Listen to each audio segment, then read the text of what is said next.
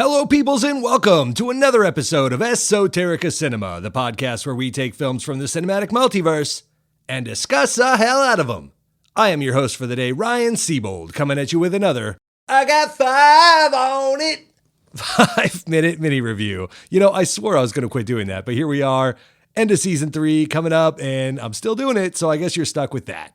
Now, before I get into today's film, I did want to throw out a very quick call to action. We've been doing this for a while now, and we've charted very well all over the world. We've officially been listened to on all 7 continents, which is absolutely amazing to me. I can't thank each and every one of you enough for listening and following along on this adventure of ours. Jason and I spend countless hours each week producing and editing this content for your ear holes. We don't get paid, it's a labor of love. And I just wanted to take a quick second to ask for your help. Whatever platform you're listening to us on, if you could give us a rating and review, we'd certainly love to hear from you. What are we doing right? What would you like to hear? Are there movies we could add to the list? Let us know. We'll read each and every one of these reviews, so if you have any input, you want to hear some changes to the show, or just want to let us know we're doing a good or bad job, take a second, give us a rating and review. We certainly would appreciate it. With that said, on with the show. Today's film is The Menu from 2022.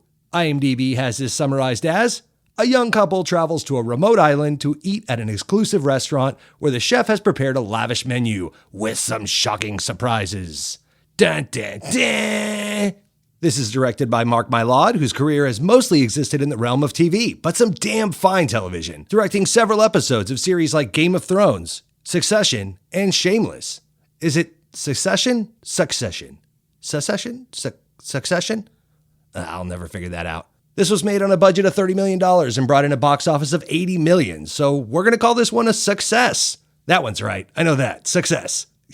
But I gotta say, this one was a really hard one for me to wrap my head around. There were some things that I really loved about this movie, and some things I wasn't so strong on. So whereas normally I'd come to you with a bunch of behind-the-scenes info and trivia about the film, I thought today's episode would be best served with a good old-fashioned pros and cons list. Pros and cons!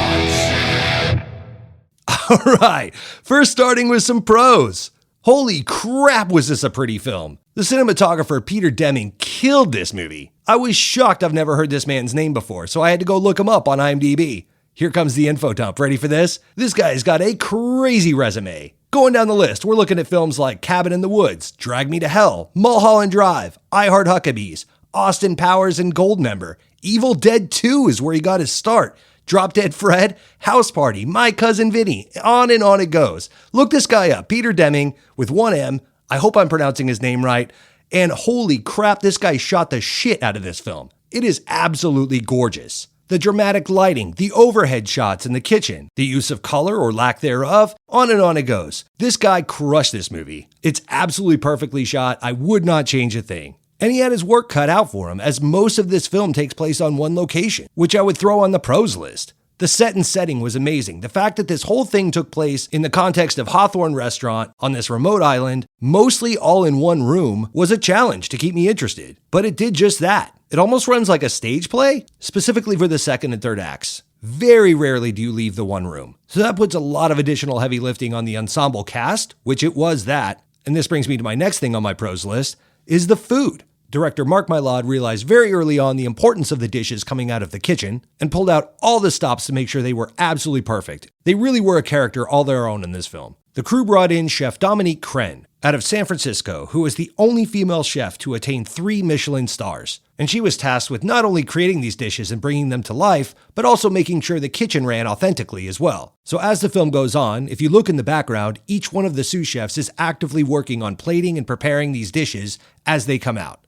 Nothing is phoned in, nothing is faked. In addition to that, they hired Chef's Table creator David Gelb as the second unit director. Many of the film's insert shots of food took direct inspiration from the show Chef's Table, and they wanted to make sure that felt as authentic as possible, so they went right to the source himself, David Gelb. Without any spoilers, these moments were also used to get a little laugh here and there as well, which really worked for me. I really love those moments. I'll also put in the pros column performances by Anya Taylor-Joy and Ray Fiennes, because of course, Ray Fiennes, as always, drives home a tremendous performance as head chef Slowick/cult leader and has us engaged in what his character is going to do next all the way to the end of the film. I cannot state enough about his performance in this movie. Solid stuff. And Anya Taylor-Joy had her hands full, as her character of Margot is mostly shrouded in mystery until the third act. So she has to take you along for the ride without having a whole lot to go on, as many of the details of her character aren't revealed for most of the film. She's also the closest thing we have to a protagonist, and we're going to get to that in a minute. But the real star of this show for me is Hong Chow. Holy crap is she lovable on film. Prior to this, I mostly knew her from her turn on the HBO series The Watchmen, which she also crushed. But I can say, without hesitation, she is absolutely, without a doubt, the best thing to happen to this movie. Any scene she's in, it's the best scene. I could listen to her say tortillas all day. These are tortillas. Just give me the Hong Chow tortilla movie. That's all I want to see. These are tortillas. Now for a quick rundown of some cons. I really struggled with this film as it didn't really seem like it knew what it wanted to be. It was never funny enough to be a comedy. It was never suspenseful enough to be a thriller. It wasn't really a horror? It's a very confusing film. In many of the behind-the-scenes interviews I saw with the actors, they stated that's what really drew them to the script in the first place, was they were really curious how this was going to turn out. They didn't know how this was going to go, because it's thematically all over the place. I partially attribute this to writers Seth Reese and Will Tracy, whose credits include writing for The Onion and the comedy Bang Bang TV series, among other things. But with their list of credits, and it's also notably produced by Adam McKay and Will Ferrell, I just expected this to be a little funnier.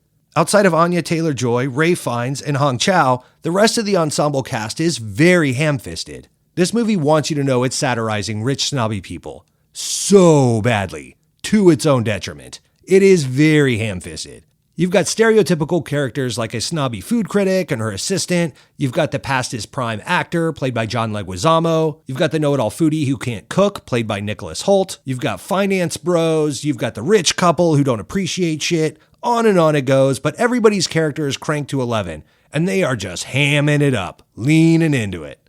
At times, it feels like a New Yorker cartoon. Like the jokes are so highbrow and obvious that they just kind of stop being funny. Then I go online and see that writers Seth Reese and Will Tracy actually did write for The New Yorker, so that checks out. The film did have some really cool moments, not the least of which is the climax, which was absolutely dope. I loved it. It was like a zany and wild food-inspired version of Midsommar, which I also enjoyed. But in addition to me not ever really knowing what genre of film I was watching, I'll also add that there's really no protagonist, antagonist, or MacGuffin to this film. It is structured very, very strange. Anya Taylor-Joy's character of Margot is the closest thing we get to a protagonist, in so much as she's just separated and distant from the rest of the characters, trying not to spoil too much here, but her character is so shrouded in mystery until the third act that it's really hard for us to follow along, like she's not really a protagonist that we could ever attach ourselves to, because we know nothing about her, right down to the fact of never really knowing why she's there in the first place. All we ever know is that she's not one of these rich fucks, so we're just along for the ride with her, I guess. The role of antagonist kind of goes to everyone else. And to this day, I still don't know what the MacGuffin of this whole film was, so yeah, it's structured very, very odd. Pair that with the muddled genre of the film and the ham-fisted performances as I stated, and yeah, this was a hard one for me to take in, hence this pros and cons list. I'm still trying to parse it all out myself. One last thing to add to the pros column is that goddamn cheeseburger at the end. Holy crap, I've been wanting a good cheeseburger since I saw this movie a few days ago. I have yet to get one. If you've seen this movie, you know what I'm talking about. This cheeseburger went viral. You could look it up without spoiling the movie, but holy crap, that was a good-ass cheeseburger. My 3 adjectives are frustrating, because I wanted it to be great.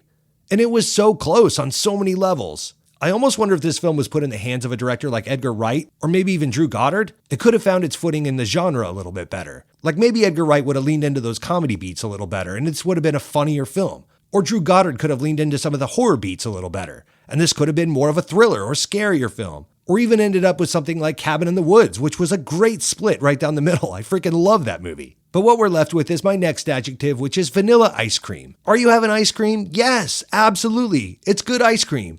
But if you're going to have ice cream, don't you want like one of your favorite flavors? Butter pecan or cookies and cream? This was just vanilla ice cream. It really did leave me wishing that it was just a little better. It was so close to greatness. And my last one is artisan. I could not look away. This is a piece of art. On that level, it succeeds. This is an artisan film. I wanted to be in that kitchen. Everything was absolutely beautiful. Many of the performances were good, even though some of the characters were ham-fisted, like I said. There's a lot going on in this movie. I'm still trying to suss it all out myself. But yeah, vanilla ice cream, frustrating, and artisan. I'm giving this movie a B-. It is streaming on HBO Max right now in the States, so you can go watch it yourself pretty easily. Let us know what you think. Well, that's it for me. Catch us next week on another episode of Esoterica Cinema!